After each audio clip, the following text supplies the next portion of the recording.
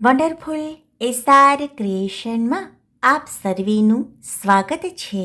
આજે આપણે જોઈશું સૂર્યનારાયણ વ્રતની કથા વાર્તા. મિત્રો, પુરુષોત્તમ માસમાં જો ધર્મરાજાનું વ્રત કરવામાં આવે તો ધર્મરાજાની વાર્તાની સાથે સાથે ભગવાન સૂર્યનારાયણની વાર્તા સાંભળવી અથવા તો વાંચવી પણ એટલી જ જરૂરી છે. માટે આજે સૂર્યનારાયણ વ્રતની વાર્તા કહું છું, તે ધ્યાનથી સાંભળજો. જો વિડીયો પસંદ આવે તો વિડીયોને લાઈક કરશો, વધારેમાં વધારે શેર કરશો. ચેનલમાં નવા હોય તો ચેનલને સબસ્ક્રાઈબ કરશો. ભગવાન સૂર્યનારાયણ જંગલમાં રહેતા હતા. એક દિવસ તેમણે તેમની માતાને કહ્યું, માં, મારો વિવાહ કરો ને. ત્યારે તેમની માતાએ જવાબ આપ્યો, બેટા, આ જંગલમાં કોણ હોય તેની સાથે તારો વિવાહ કરું? માં, આ વનમાં એક રાણી રહે છે.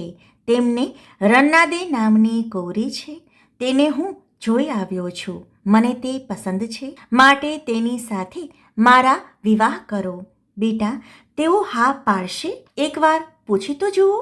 અને સૂર્યનારાયણની માતા પૂછવા ગયા તો રન્નાદેવીની માતાએ ના પાડીને કહ્યું કે સૂર્યનારાયણ આખી પૃથ્વીની પરિક્રમા કરતા સવારે જઈને સાંજે છેક ઘરે પાછા આવે ત્યાં સુધી મારી દીકરી ભૂખી રહી શકે નહીં.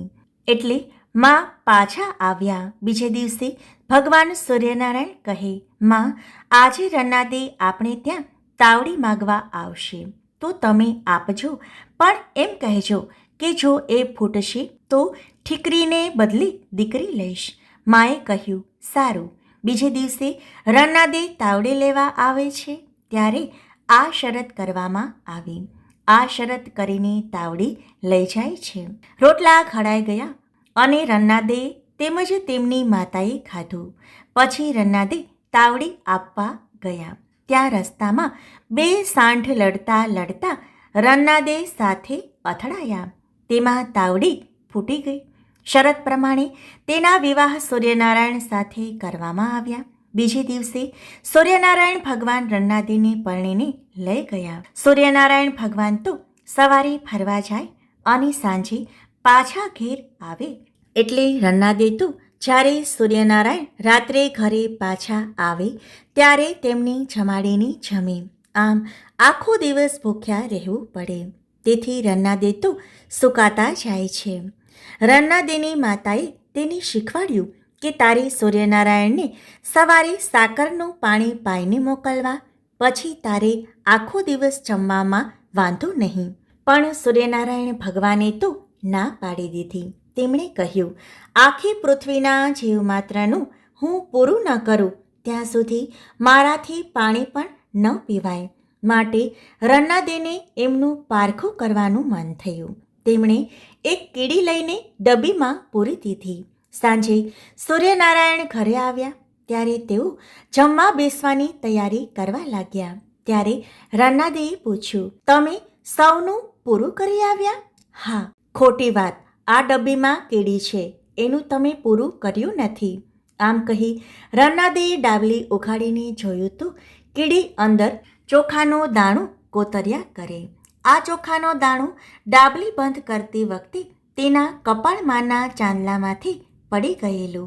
આ જોઈ રન્નાદે વિચારમાં પડી ગયા અને પોતાની ઉપર શંકા થવાથી ભગવાન સૂર્યનારાયણ ક્રોધિત થયા અને તેમણે શાપ આપ્યો કે તમે રાંધ્યા કરશો તોય ઓછું પડશે અને તમારે સદાય ભૂખ્યા જ રહેવું પડશે.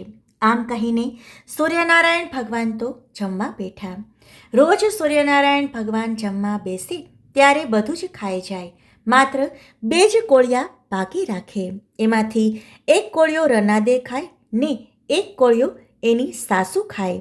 આથી સાસુ વહુ સુકાતા ચાલ્યા. માટે સૂર્યનારાયણ ભગવાન કહે, માં, તમે મારું વ્રત કરો. મારું આ વ્રત 6 મહિનાનું છે. 6 માસ સુધી દર રવિવારે સવારે વહેલા ઉઠી સ્નાન કરી મારું પૂજન કરવું, પછી મારી વાર્તા સાંભળવી. 6 માસ પૂરા થાય એટલે વ્રતનું ઉજવણું કરવું. ઉજવણું કરતી વખતે 4.25 શેર ઘઉંનું લોટ, 1.25 શેર ઘી અને 1.25 શેર ગોળ લેવું.